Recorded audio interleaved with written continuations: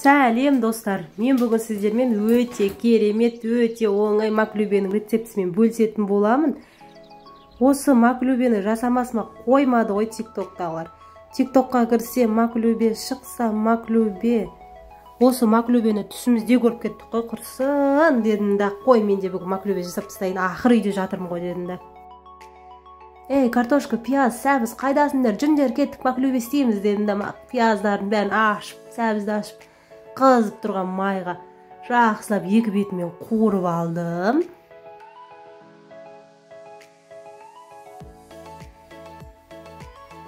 Болды, қызарып болдыңдар, кеттік, шығамыз, майдан шығыңдар дедім да, барлығын майдан шығарып алдым. Давайте картошкалар дайынсыңдар ма, кеттік, майға қуырыламыз, кеттік, 1, 2, 3, давай саналы, кір дедім да, жақсылап барлығын қуырып алдым. Болды, қызардыңдар, кеттік, шығамыз майдан дедім да, барлығын майдан шығарып алдым. Және 3 ас қасық май құйдым да, күріш, кеттік, майға кіреміз дедім да, күріштерді салдым, күріш оқты, рахатнай деді да, күріштерді 5 минут қуырып алдым.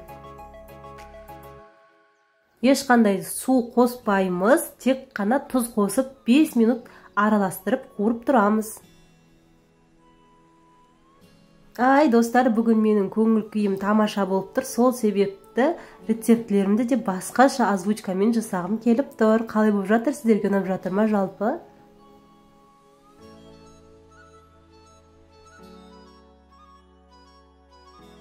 Етіміз алдын ала піскен, мені жеш деп тұр. Одан кейін күрішімізді алып алдым. Және сәбіз, картошкаларымыз дайын тұр. Пияз қуырмай қалдым ғой мен деп тұр. Уайымдамашы дедім да. Қазір қуырамыз дедім да. Ыдысымызға 1 ожау майды құйдым. Сөйттім да, пияздарды салдым.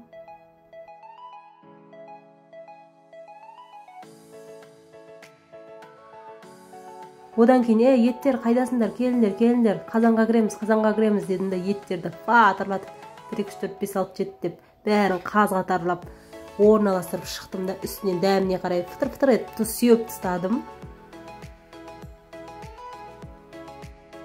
Оның үстінен қызарып піскен картошкаларымызды әдемелеп орналастырып тастаймыз, және оның үстінен сәбіздерімізді орналастырып шығамыз.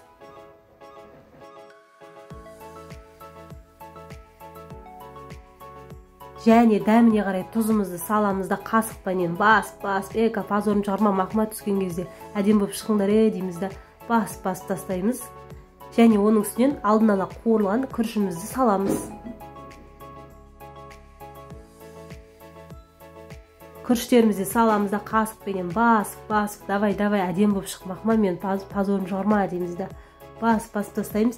Және оның үстінен кішкене ғана тұз саламыз да, для плова деген приправа болса, соны салып жібереміз. Және оның үстіне міндетті түрде қайнап тұрған ыстық суымызды құямыз. Суымыз күрішімізден кішкене ғана асып тұруы қажет. Газымызға қойып бір қайнатып аламыз да, астын жай қойып қоямыз да, жарты сағат пісіріп аламыз. Жарты сағат өтті, енді маклюбенің ең қызық жеріне келдік. Хоппа! Тық ұрамыз барлығымыз.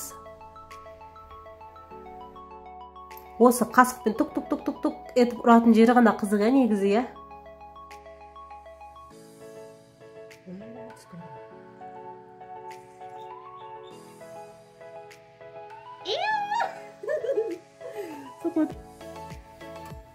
Көшті шыққан үшін деп қуанып кеттім да, ары қарай дәлше кеттік дедім да, салаттарымды салдым, айрандарымды жақсылап құйып шықтым.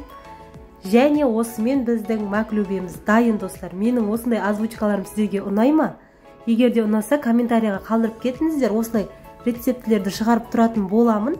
Егер де ұнамаса, оны да жазып кетіңіздер. Және менің видеом сіздерге ұнап жатса, лайк басып, комментария жазып, менің арнама тіркелмеген болсаңыз, міндетті түрде тіркеліп қойыңыздар. Өте керемет, бір жасағаннан идеальный болып шығатын рецептілер бар. Барлықтарыңызға ас болсын, достар.